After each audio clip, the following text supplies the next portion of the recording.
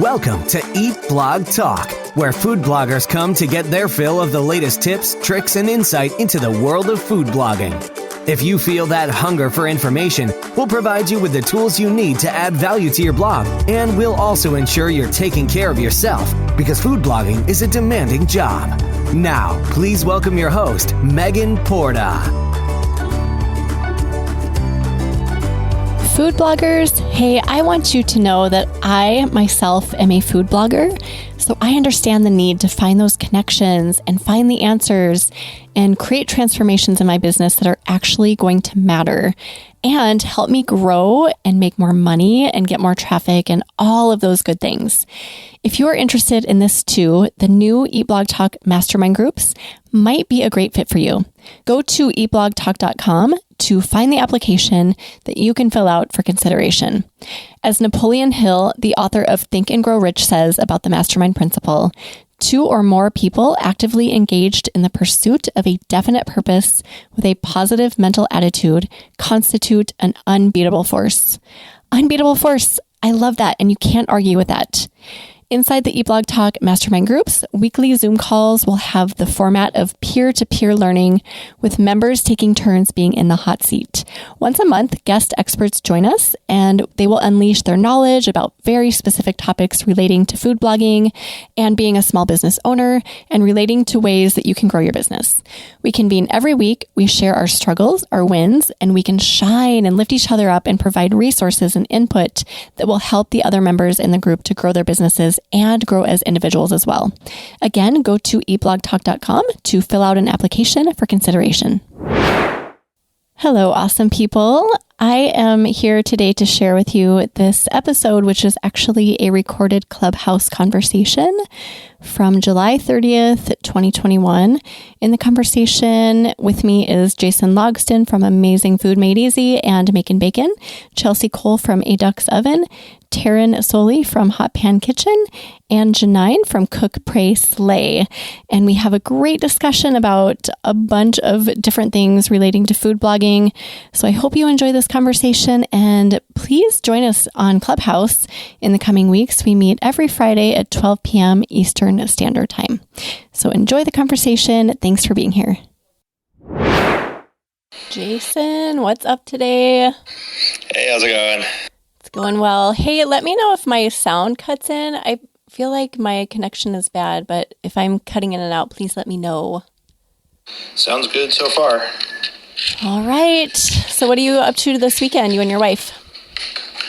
No idea. I guess we have volleyball on Sunday, and then going out to dinner with some friends tomorrow. So nothing too exciting, but always good to get out. Isn't it lovely to have options this summer? Every time I see that something's open, I'm like, oh my gosh, remember last summer when we couldn't do anything? It's so lovely. It's much more relaxing this summer so far, at least. So that's a very good thing. Yes, absolutely.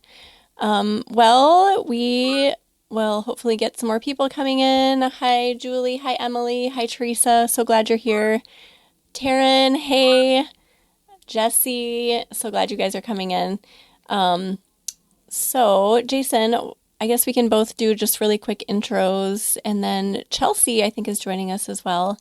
But I'm Megan Porta. I am the podcast host at Eat Blog Talk, and it is a podcast for food bloggers and a community for food bloggers to help them grow their businesses. And I'm also a food blogger as well. So, Jason, we would love to hear from you. What is your quick little intro? So I'm Jason Logsdon. I run Amazing Food Made Easy, which is a mainly sous vide blog. It's all about helping home cooks and professional chefs understand how sous vide works so they can kind of discover the magic of how easy it can make your home cooking and stress-free, which is one of the things that I love most about it. And I also run Making Bacon, which is all about helping food bloggers get the most out of their blogs and kind of move their businesses forward to get off the ad network treadmill. And I have a podcast, Making Bacon, that's related to that as well. Okay, so we were talking about podcasts with Bob Clark. And Jason, I guess I didn't realize that you have a podcast also for your sous vide side, or what do you do with that? Yeah, I do So the Making Bacon one's all for food bloggers, and then I host Exploring Sous Vide, which is kind of a hybrid model. We have a really big Facebook audience there, and for Amazing Food Made Easy. So we do a lot of live content on Facebook. So I actually interview people live on video, and we take the audio from that and release it as a podcast. So it's a good way to kind of get video content, a podcast, and then also we can use transcriptions to create good content on the website as well. So those of you that listen to me a lot know that I am a big fan of reusing content. So that's one model that works really well for me to kind of get a lot of content out there with only having to do one thing. Do you follow Gary V, Jason? Gary Vaynerchuk? I have read a few of his books and listened to his stuff occasionally. I haven't lately, but definitely learned a lot from him over the years. I feel like he's the master of that, just taking one thing, like he'll record, a presentation he gives, for example, and then he'll take pieces of that and reuse it like to every degree you can imagine. So I feel like that is kind of what you do as well. You just like try to maximize your content, and that's really smart. I think it's a great way for people to really create a lot more content. People ask me like, how did you have time to do a book and a podcast and a video course and, several hundred recipes and guides? And the answer is I reuse a ton of content, and I try to plan out my content when I can. I'm very bad at planning, so I know there's a lot of people great at, content planning out there. I am not one of them, but I do try to keep that in mind, that if I'm working on a course, like what parts of that can I use as blog posts that can also, market the course for me? If I'm doing a presentation, what parts of that can I pull out? And I use a application called Descript, which does transcriptions and makes it like super easy to pull out all the text from any of my podcasts or any of my presentations, and I can use that as blog posts. And it just makes everything really easy to create multiple pieces of content from one amount of effort. And that's the easiest way to be not everywhere, but more places, is to just reuse what you have. And you take the bits that maybe don't work, like you take your little blooper reels and you post those, which is total entertainment, right? And like lessons that we can be ourselves and not have to be perfect all the time. I personally love when people post little bloopers that they've done on video or wherever. So everything is reusable is the principle there. And what I like to suggest is like, Megan and I, we both talk about this, about like know where you're going and like what are your overall goals? What are you trying to be best at? And to me, that's what you should create first. You should be making sure that is as good as it can be or needs to be. But everything else that you reuse doesn't have to be at that level. Like if you're not overly concerned about YouTube, that's not your thing, but you know that there's people that watch videos and it's good to have it, but you don't want to be a YouTube star, then don't stress out about the video aspects. Make sure that the text that's coming out of it is as high quality as possible. Like make sure you're maximizing the thing you really want to dominate, and then everything else can be just good enough to get it out there. And it's a lot better to have decent videos on YouTube than no videos at all. Very well said, as always. Thank you for that. So it looks like we have a small room today, which is awesome. It's Friday. Hopefully everybody's out enjoying their day, but we would just welcome you guys to come up. Let's just have a conversation about what's going on this week. If you guys have specific struggles you would like to talk through, we had a mastermind call for eBlog Talk last night, and we had some conversations about email marketing. Taryn, what else did we talk about? I felt like it was just really, there's so much going on, even though it's summer and you think of summer as being a lull kind of in food blogging. There really is like always stuff to talk about. So if there's anything on your mind that you want to run by us or just have a conversation about, please come up. Oh, I know what else we were talking about. I will start with this while you guys are considering coming up. Tracking. So tracking stats and analytics, the importance of it.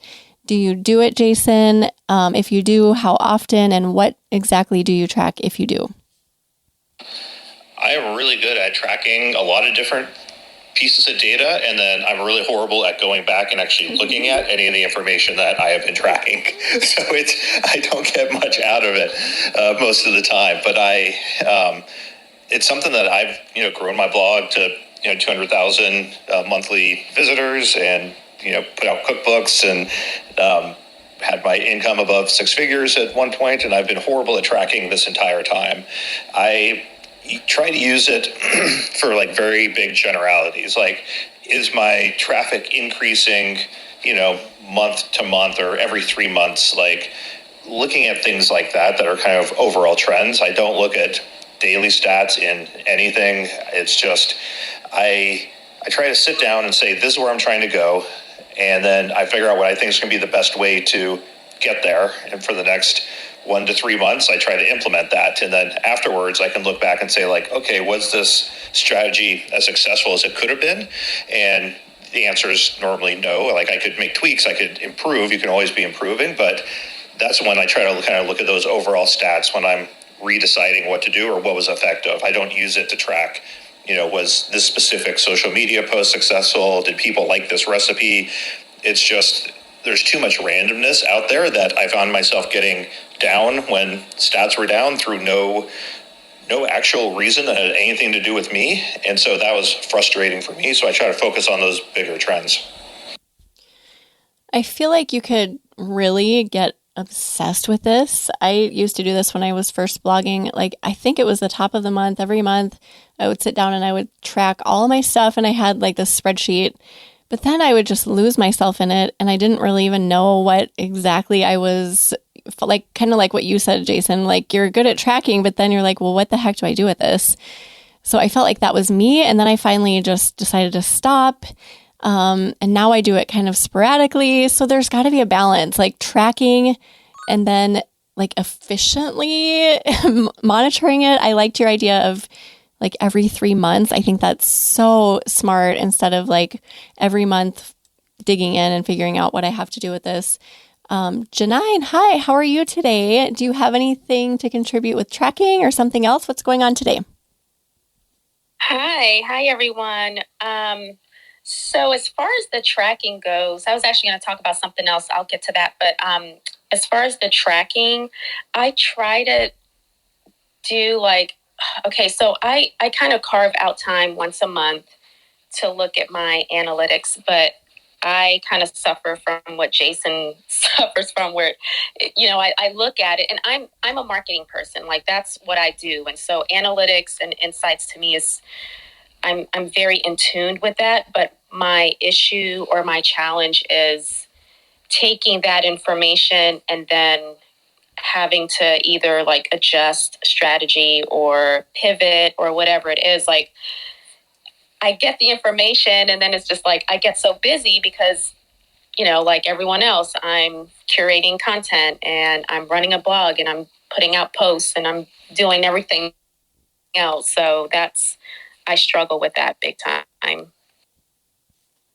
Yeah, I think this is a common struggle. I see this in so many food. Well, first of all, there's so many things to track. So what do we track, and like, what is going to matter? And then like, what do we do with this information? This is kind of where we came to in our mastermind group. Like, okay, we should be tracking XYZ, but then what? What do we do with that? It's just like a number sitting out there in the universe. Like, what do we actually do with it, That is so true. That's so true. That's why having, and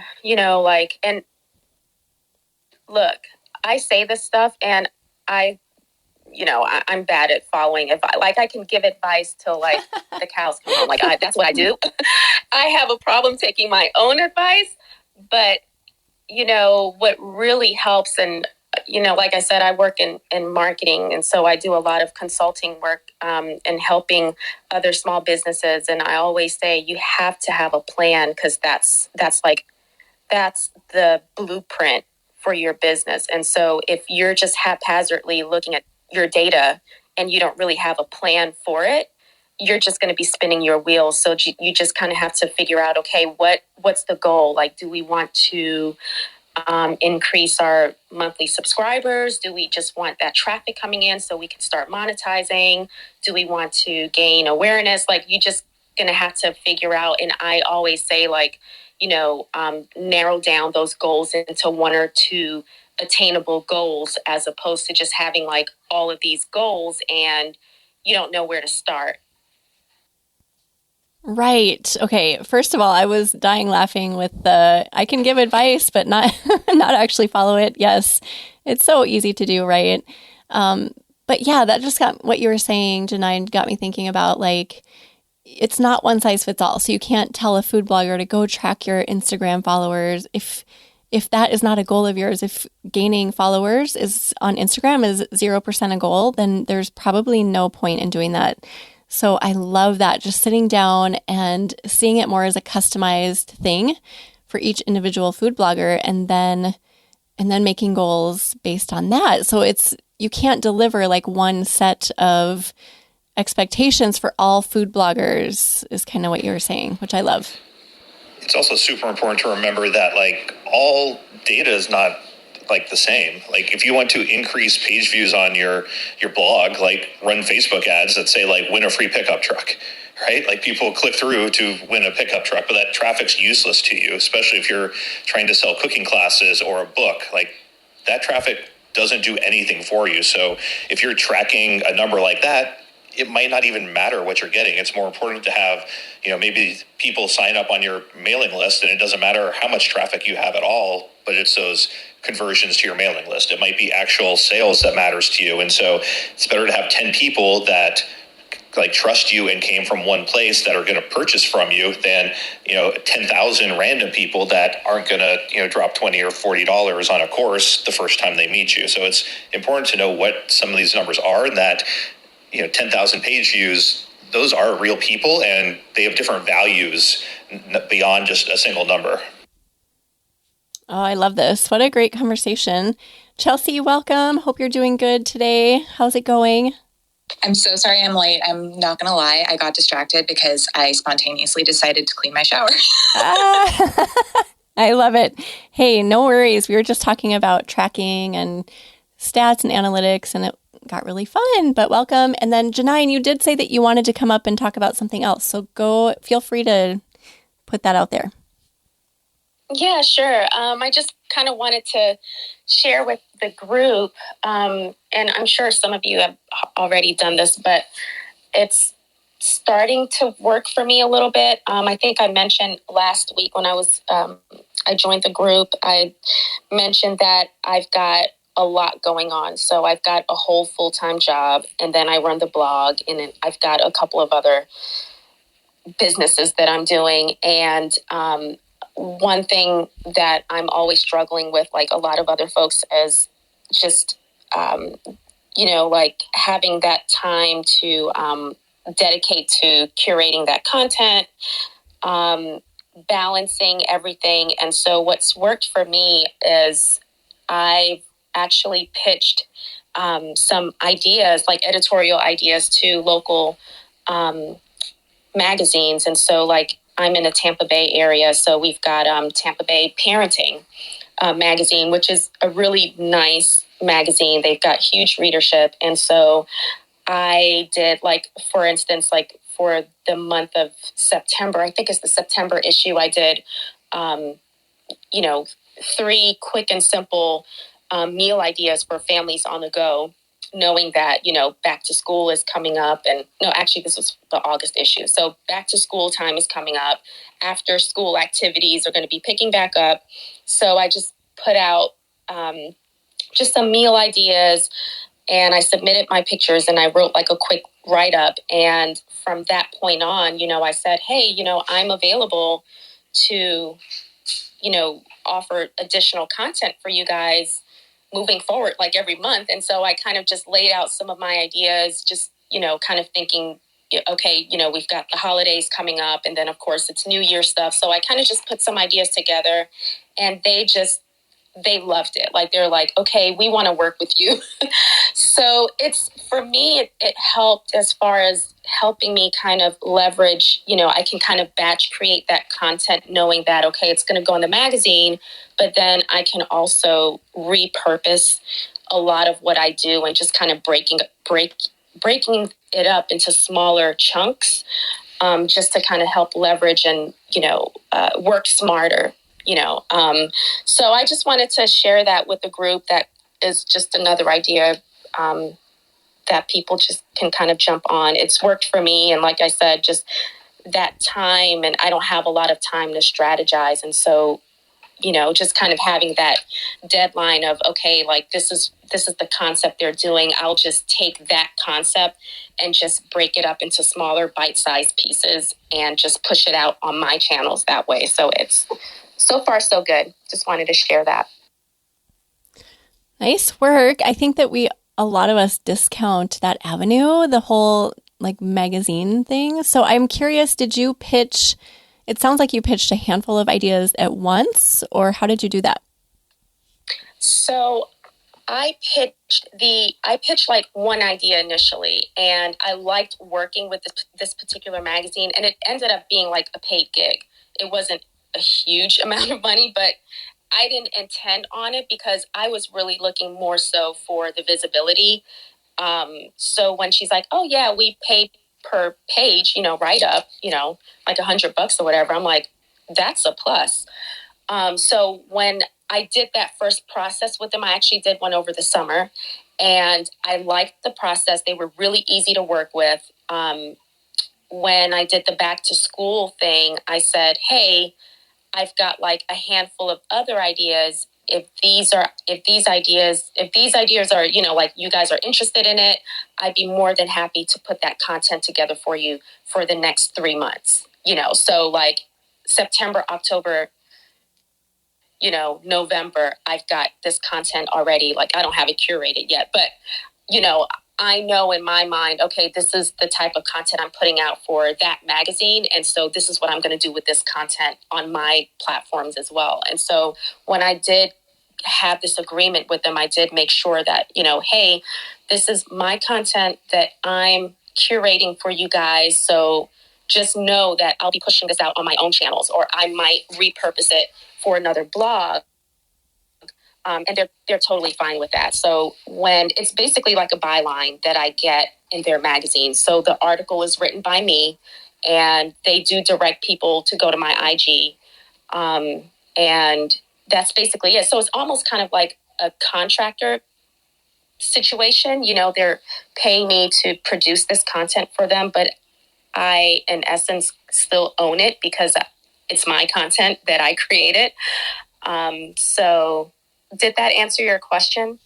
Yeah, I love that. I don't think that a lot of us think about that, but how easy was it for you to get in touch with somebody at the magazine?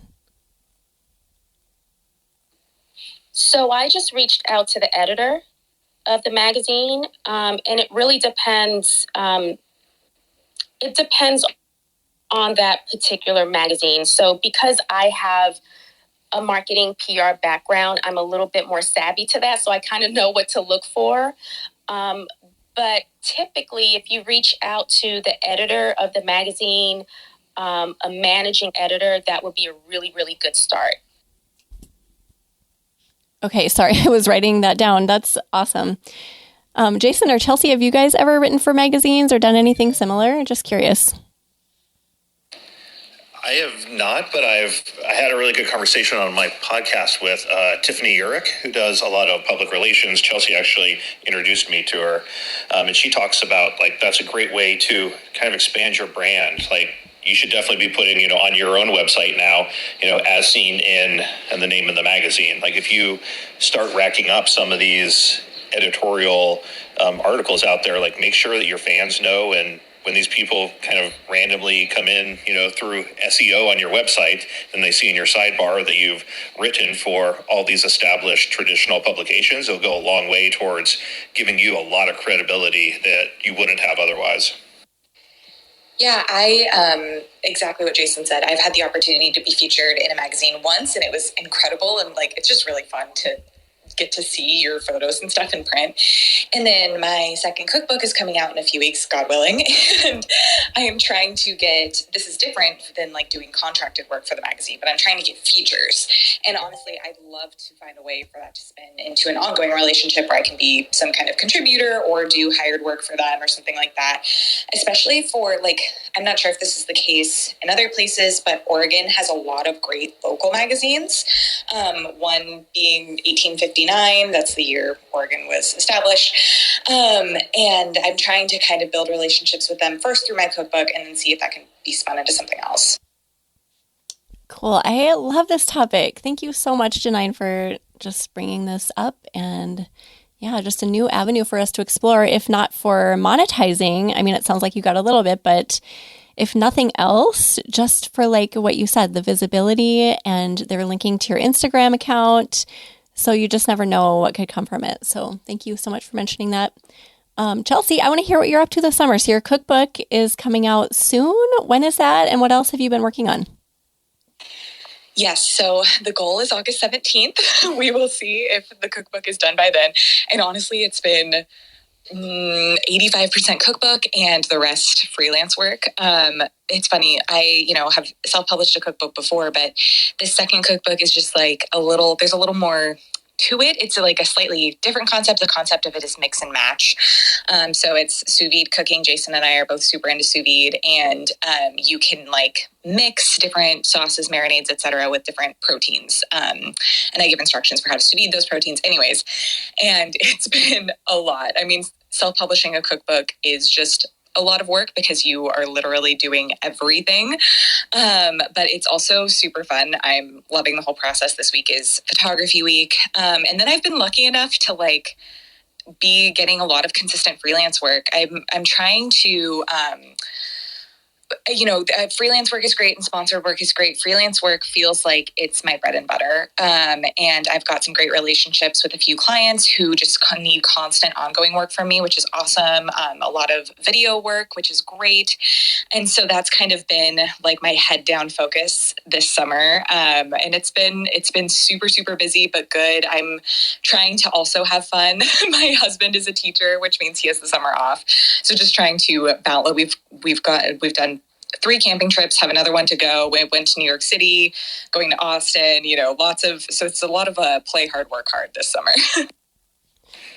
I love the concept of doing like consulting work and stuff like that. I think it's something that a lot of bloggers don't take advantage of, like their skills that they already have and doing them for businesses. Can you talk a little bit more about the type of work that you're doing, just so people can get a feel for like what is available out there for bloggers?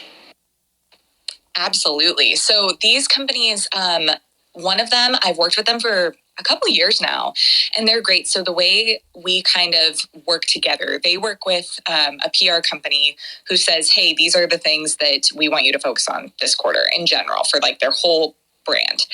And then they translate that down to me and say, hey, this is our focus for the quarter. We need you to develop recipes that focus on this. And so I develop the recipes for them. Sometimes I don't. Sometimes they just need assets for already developed recipes, and I help them with that too. But I develop the recipes, shoot the recipes, and do videography for the recipes. And then I also do like teasers for social media with those videos and things like that. So just like spin, which is this, this is what we should all be doing with our own content, which is easier said than done. It's a lot easier when, somebody's paying you to do it. But they really have me make sure that each piece of content I develop for them gets used over and over and over again. And I'll suggest that too. I'll say things like, hey, this could be a reel. For this fee, I can also add a reel to this package for you. So we do several packages each quarter. And then one thing I'm doing too, I'm starting to do, which this honestly freaks me out, and I just kind of need to get over it. I'm starting to do more commercial work, which is like less lifestyle-y. And what I mean by that, and luckily my marketing background is coming in handy because I've been the person requesting these images before. So I kind of know, or I do know what they're looking for, but I'm doing more like product photography. So I just started working with an indoor farm in Vancouver, Washington, which is super cool. And so they are developing new lines of greens, and they need product photography for their website. So I'm starting to shoot that for them, in addition to also for them recipe development, lifestyle photography, photos of those recipes, all that stuff. I love hearing you talk through that, Chelsea. That is a world that I've definitely never dabbled in. Jason, do you do much of that, or have you ever dabbled in that? Just doing freelance contract work? I hit the wrong button there. Suddenly I was in a different place. Yes, I did a lot of content development. So I've done recipe guides. The old Gourmet sous vide machine, when it got shipped, it had a getting started cookbook, I guess. There was like 15, 20 pages, and it was all my recipes and photography. So they hired me to do that. I worked with them on their iPhone app, like providing my sous vide expertise about coming up with what time and temperatures should the app that controls their unit do. I've worked with other places that like sell meat, and they want to bring in people that sous vide that then buy their meat. And so I wrote some, this is how you sous vide this type of cut for the major cuts that they sell. So I've done some work like that, mainly on the content development side. And it's a great way to make some money and also, get your name out there in some new places that a lot of other people aren't. It's nice to get paid for work that you're doing. And I will say that that's one thing to keep in mind, and why I always say, know what you're trying to accomplish with your blog. Because if that's the type of things that you really like to do, you can make a full-time living just doing consulting work. But if you're doing that, then your blog, you shouldn't be as concerned about the numbers on your blog. You should be more concerned about making sure that it is almost like a portfolio of the type of stuff that you do. That if you can reach out to a brand or a company and say, I know that you are doing this, my expertise can be helpful for you and help you make money. Here's some examples of what I do. And when they poke around your website, they're not going to see random things that we kind of leave on our blogs when we're just interested in SEO traffic. So it's just something to keep in mind as you're trying to make money. Figure out what that is, and then that's the type of content you should be putting on your blog that's going to be reinforcing how you really want to make money in the long term. I just wanted to piggyback off of that, because that is such a good point. Having your blog and or Instagram kind of be a portfolio for what you're capable of. For example, if you follow me on Instagram, I am not afraid of color. I really, really like to play with color in my photography. And the indoor farm that reached out to me, they reached out to me because my stuff is so colorful, and they want to create more colorful assets for their brand. So they were looking for somebody who's not afraid to play with color. So just, it's all a great portfolio for what you can do for brands. Oh, I love that, Chelsea. You mentioned earlier about working with a PR firm. Can you talk about how that works? How did you find them? I'm sure they take a percentage, and then do you just find it easier than trying to find clients on your own? So sorry, that was confusing. The company I work with actually works with this PR firm. However,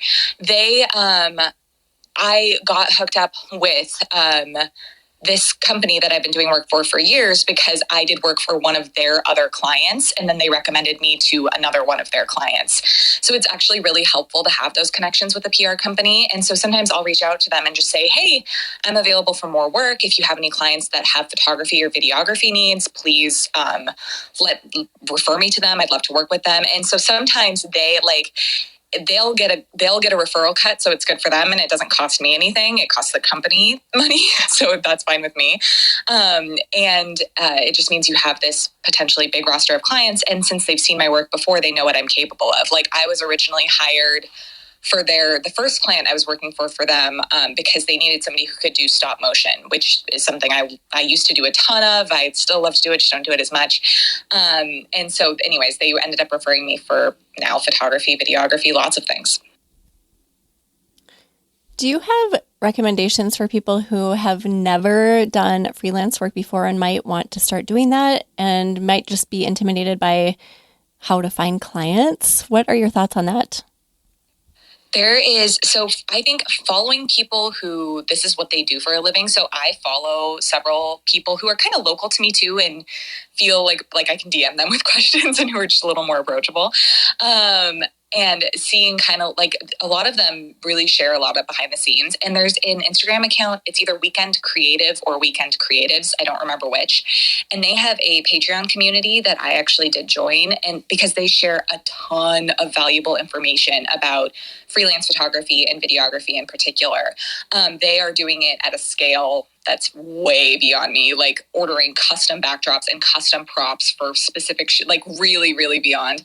But it's still helpful to see what they're doing and how they're doing it. And I think and honestly, just talking to people, like I am also in a Slack channel with a bunch of other food bloggers in it, and we'll talk to each other all the time and because several of them do freelance as well. And so just talking to folks, the pitching is a funny thing. Annoyingly, I have not gotten a ton of freelance work from pitching. It's mostly been through like referrals. But you got to start with somebody to get that initial referral and to, just pitch yourself. And it's a careful balance too, because like, for example, if you are just starting out and you're preparing to send pitches, I used to get these pitches myself because I was in marketing for so many years.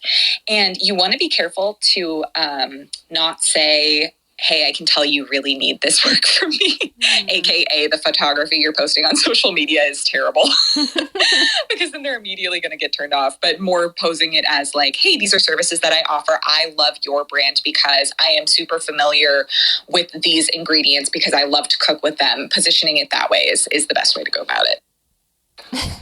Oh, go ahead, Jason. Yeah, I feel like saying like, hey, I've noticed your photography's crap. I could help you with that. Probably isn't a good way to get in the door, right? I think one thing that I use to approach it is, especially for like the recipe development and content creation, is like Gourmia didn't have any recipes on their website.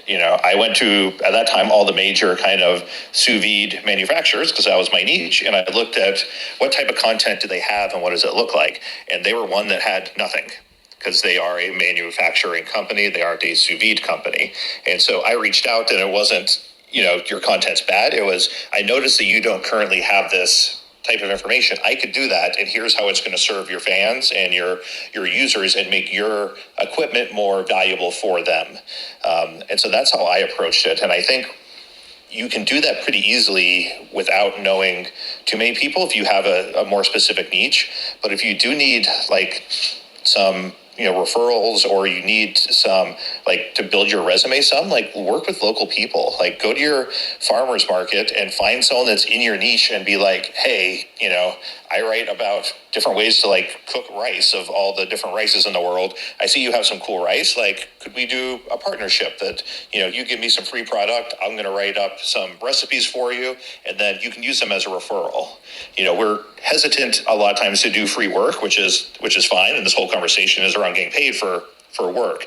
But if you're, I think it was Doug Levy told me that you always have to get paid for what you're doing, but payment doesn't have to be cash. So if you decide I want to do consulting and I want to give this a shot, to do that, I need a resume. So I'm going to, work with this brand to get something on my resume. Like, you're getting paid for the work that you're doing, and it's going to be moving your blog forward. So that's one thing that you can do to start getting your foot in the door at some of these places and doing work that, especially if you're like, hey, give me like 4 bags of rice and I'll give you a few recipes. Like, most of the brands, if you are face to face at the farmer's market, are going to be saying yes to that because they're getting something out of it too. And that's such a great point. But doing free work is a careful. It's something you got to be careful with. But like last summer, I volunteered as part of this larger organization to do some pro bono food photography for restaurants in my area that were just smaller and needed a little bit of help. And that totally turned into referrals to me. It was awesome. So yeah, it's totally worth it to do that. I love that idea too of like donating your time to like charities or organizations like that. Like, if you do really healthy, simple meals, like, are there places that serve like food banks, or that serve disadvantaged people that, don't have great kitchens? And only have access to simple ingredients but still want to eat healthy? Is that the type of organization that you could work with and be like, hey, I'll give you like 4 or 5 recipes that you can share with your members, and then you can now use them hopefully also for referrals, but also to get it on your resume and the as seen in. I have a question for you, Chelsea, or Janine. You could chime in too. I know you both have backgrounds in marketing, but I know that food bloggers approaching restaurants is kind of becoming more of a trendy thing, because a lot of restaurants, as you guys know, have like those really crappy just pictures. If they're not chain restaurants, especially like Mexican restaurants or local restaurants, they're not necessarily really mouthwatering. So what is a good way to word that, instead of saying, like you were saying, Chelsea, don't say this, don't say, wow, I noticed you have really crappy photos. What would be a good way to say, like, I could really give your photos a facelift or something along those lines? So I love this. So first of all, one of my closest friends, she's amazing. She helps me with like the cookbook lab and stuff like that. She got started doing restaurant photography. So we both worked for this company. It's a small chain of Italian restaurants, and she has done their food photography for, 10 years now, a long time. My first warning to you is going to be, if there is a business model that truly has a limited budget, it is restaurants. So there's not going to be a ton of money in it unless they are a chain or a small chain. Those businesses have a little more money to play with, but just like individual businesses do not have a ton of money. So just a warning there. But then the way I would frame it, so the program that she was on, that was awesome. And like, this is a win-win for everybody, is she would do a quarterly set of photos. So this restaurant and other restaurants that she worked with would want fresh assets, both if they had seasonal specials, new assets for social media, for their website that had the seasonal look and feel that they were going for. So like fresh for summer, hearty for winter, things like that. So she just knew she was going to be getting that quarterly work, and that restaurant knew that they were going to have fresh assets every quarter. So that's a great way to do it. So instead of saying, hey, your photos suck, saying, hey, I know how hard it is to keep on top of asset creation and photo creation for your company. I'd love to work with you to provide something new for you every 3 months or so. Let me know how we can talk about this, or something like that, because that's super enticing. And they know they should, they usually know that they need good photos or better photos. So that doesn't need to be said. No need to rub that in their faces. No, I love that idea. You could also, I was just thinking as you were talking, focus on the seasonal foods, and then make it like, okay, if they have some dishes that have, peaches, for example, you could make use of peach season and, kind of offer it that way. Like, it is peach season. Do you want some fresh photos with peaches? Because now is the time, and kind of putting a deadline on it that way. I had never thought about that before, but love that too. Janine, do you have anything to add? I know you have marketing knowledge too. Yeah, no, what Chelsea said was absolutely brilliant. And I think that is really a great way to go about it. I think as long as you really position it as something they can benefit from, it becomes less about how you can come in and save the day, right? And it becomes more about we're taking this restaurant or just this business in general and making them the hero, with their menu. So we're focusing on that piece of it. So I think as long as you frame it to how it can benefit them, because at the end of the day, that's really all they care about, right? Like, how's this going to benefit me? And so I think that really is a really great way to go about it, because it's a win-win. It's a win-win for you as a blogger going in and also building up your portfolio.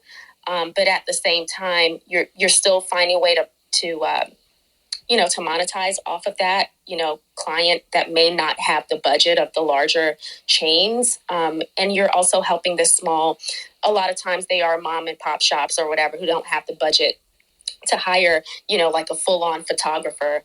But I do love that, that way to go about that. So I actually may take a page out of your book or your friend's book, Chelsea. That's a great way. Thank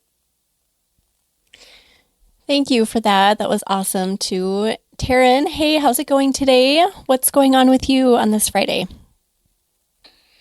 Hi everyone. I wanted to comment because the last 10 minutes of a discussion, which I think has been really great, and I'm so glad we're having this discussion. But one thing I wanted to touch on that kind of leans into all this, and Jason, I think you were kind of talking about this, is when I started doing work for brands, like contract work, like Chelsea was talking about, I got my own portfolio site. And I think that really made a difference. And it's just, it's super basic. It's a Squarespace site with 3 pages on it, one of which is a gallery of images, one of which is an about page. Maybe it only has 2 pages, might be a home page on there. But I think that made a really big difference in showing brands and just other clients that I was a serious photographer and not just having my blog as my portfolio. And that just really, I would really recommend anyone who's serious about doing client work in that regard to do that. And it's not very expensive at all. And I do go back and update it every once in a while. And I want to say, I don't know if it's Christina Peters or if it's Rachel Kornick with Tulip Studio. I think it might be Rachel, has a blog post about developing a portfolio site that is appealing to clients. So that's something to check out. And I also just wanted to say that I 100% agree with Chelsea about restaurants, because a while ago, before COVID, I was trying to break into restaurant work. And what I did is looked for local restaurants and offered a really small package, essentially for free, just to build up my portfolio. And that did work for a while. I did a couple restaurants for free, just some really, I don't know, it was 1 or 2 hours, 4 dishes, maybe something along those lines. And I did start to kind of break into restaurants, but it's a lot of work. And I found the same thing that Chelsea found, where the budget is really, really tight. And I ended up stopping because it was really difficult for me to make money off of. So I just wanted to put that out there as well. The portfolio site, Taryn, is so intriguing. And I guess I've heard a few bloggers talk about doing that, but I've never given it thought for myself. But this really could benefit you no matter what. Like if you're looking for restaurant work or just general brand work, or even magazine, like if you're looking to work with a magazine, this really could work all around. And how often do you update it? Do you have what is it? I want to look. You're funny, Megan. It's just my name. It's just www.tarynsolie.com. So anyone is free to look at it. And I try to update it. Every 6 months. I'm not always great about it. It might be more like once a year. And I think it was Julie, I think, just messaged me asking for the link to the site about how to put together a portfolio site. So I'll try and find that. I want to say it's Rachel who did that. It really was not that hard to put together. And I feel like it's just so much more professional. And I felt more confident giving pitches to people having that portfolio site, which I think can be a big deal. I think it's also a good way when you're doing a pitch is that you're the one pitching. It doesn't matter what your traffic on your blog is, your Instagram numbers, you're pitching your services as a business. So I think making that clear by having a separate portfolio site is a great call, Taryn. I am looking at it now. Oh my gosh, Taryn. I've always known you've taken great photography, but just seeing it in kind of a collection like this, like a gallery collection, is so beautiful. And there's so much value here because you really can't, you could put this together on your blog, but I think it makes more sense to just have a separate URL. And Squarespace is the perfect place to do this, by the way, because their templates are so beautiful. It's not like probably the place to go if you're looking to get the most SEO value out of your food blog, but as far as like beauty and displaying beautiful photos, it is a great option for that. So I just wanted to say, nice work. This looks amazing. Thank you. I'll take that. And then you were talking about, what else you were talking about? Restaurants and getting into restaurants. And I'm sorry to hear that, you kind of ran into roadblocks and not really making money. So what are your guys' thoughts? Chelsea, maybe you have some thoughts on this, but if you do want to make money photographing for restaurants, do you go with the big chains or maybe a chain that's not quite as large, or what route do you go? Yeah, and the only reason I can speak to this is because I worked in restaurants for, a long time. 7 years or so. I was a manager for a long time and then became the marketing manager for a small restaurant chain. I know that we talk about this a lot in the food blogging world, how it's kind of unacceptable when brands say they don't have a budget. When it comes to restaurants, their profit margins are so small. And part of the reason their photos suck is because they truly don't have a budget to outsource it. So I think that probably the safest route, if it were me, I would go with smaller chains. So for example, this restaurant that I worked for, they had 8 restaurants throughout Oregon. We've got another, if anybody's been to Oregon, Washington area, there's McMinimans, which I don't know, they probably have 30 restaurants or something like that. So I would probably stick in that range, because anything that's an Olive Garden or something like that is going to be working with massive studios.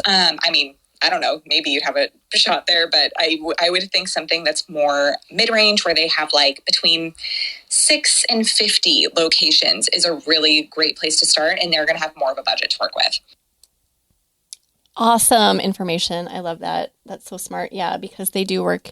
Those big chains probably have everything established, right? They've got their process down, they've got their people, and they probably don't need us, unfortunately. Oh my goodness, what a great discussion. We've got maybe 10 minutes left. I do have to leave maybe 1 or 2 minutes early. But I was going to ask you guys, how do you deal with criticism? I think I've gotten really, really good at this. My skin has gotten so thick over the years. Comments do not bother me anymore. They just get deleted or left if they're really funny.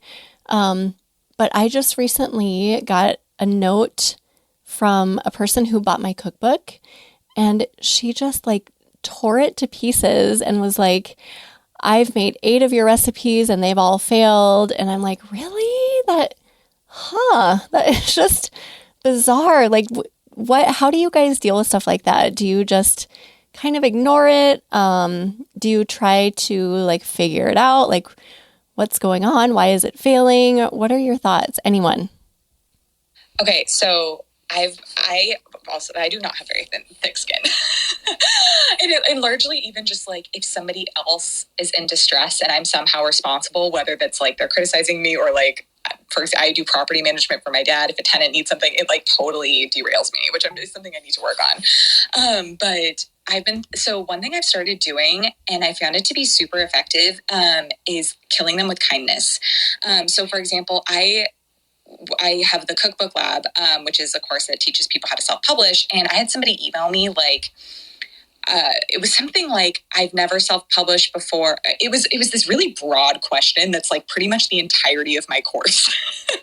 And so I was I'm going to give them the benefit of the doubt, and assuming they're asking this really specific question. So I answered her question that way. And she emailed me back and ripped me apart and told me how unhelpful I was and how and apparently she thought I was being condescending and anyway, all this stuff. And I just emailed her back and I'm I'm so sorry you took it that way. I misunderstood your question. This is what I thought you. And so I tried to, and she ended up responding and being I think I might've overreacted. And it was really interesting. And I've done that a few times lately and had really good results every time. I think people forget that there's a human on the other end. And so reminding them of that by I don't know, really trying earnestly to solve their problem or be overly kind has been effective for me. And then relatedly, I'm a Foodie Digital client. They're amazing. You can Google them. They help me with like site management and stuff like that. And one thing we talked about yesterday was, and my call with them was, what they call community management. So for example, I got a comment on a blog post recently, and I was conflicted about whether or not to approve it because, so Jason will understand this. It was a recipe for sous vide hollandaise, and they were telling me my temperature was way too hot to be cooking in jars. Like that's something we do with sous vide cooking at 167, and their jar broke because it was too hot. And I'm like, I cook egg bites at 185 in jars all the time. That was not your issue. Anyways. And so I wanted to approve the comment to help solve the problem, but I also didn't want to take that 1-star hit because that was their issue, not mine. And one thing Foodie Digital told me, and I think this is interesting food for thought, and I'm not sure if everybody will agree with this. Apparently you can approve the comment, but delete the star rating so it doesn't impact your star rating for the overall recipe. And she's like, if you think that there's a learning opportunity in there that your community can learn from, do that, because then you're not taking the hit for their mistake, but you're still getting an opportunity to respond to them. Like, and I think, there's, like I said, there's some things to think about with that, but I just thought that was interesting. Well, I love that concept too of like replying to it. And I would say one thing that I found is like, don't stress about like 1-star reviews. Like I've had a ton of 1-star reviews. Like I have 15, books out. There's people that aren't happy with each one of my books, but some of them are like ridiculous. And like the example I always use is I got a 1-star review because my sous vide cookbook or my modernist cooking cookbook didn't sufficiently explain how to make chocolate pudding in the microwave. I don't know why they thought it would. I've never cooked pudding in the microwave. Like I've never mentioned it. Like just came out of the blue that I didn't do this, but it started to become the top, when people looked at my book, they're like, okay, 4.5 stars. What do you do sometimes? Wonder what the negative reviews are. And the top negative review was just completely asinine. And so to me, that actually helped justify people buying my book. And I think it helped my sales because they're like, if this is the worst that people can come up with about what's wrong with the book, then it's probably a pretty good book. Okay, I was laughing so hard. Pudding in the microwave, that's super funny. My worst review, can I just share this on Amazon for my cookbook, was that 8 of the cookies in the cookbook contain alcohol, and this person does not drink alcohol. So they slammed me for that. So I'm like, really? You're a monster, Megan. I know. I'm just terrible. Julie, I want to give you a chance to speak. What's going on with you? Nice to see you, by the way. Good to see you too. You are such a monster because you put alcohol in cookies. I'm just kidding. I agree with Chelsea about killing them with kindness, even if you're having to grit your teeth while you're writing that email. And I always try to tell them, have a nice day, even if they aren't going to respond and say, oh, maybe I overreacted. I love that person did that to you, Chelsea. My tip for you, Megan, is to I would email her back and ask her for specifics, because a lot of times they will say, well, this didn't work. I mean, I'll share one instance. I had this cupcake recipe that it just happened to be that like literally 50 people had these cupcakes.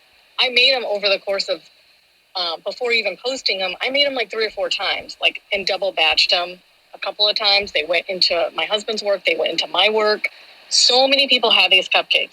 And this person, and she doesn't know this, has the nerve to tell me that these cupcakes are disgusting. And I'm like, literally 50 people had them and they loved them.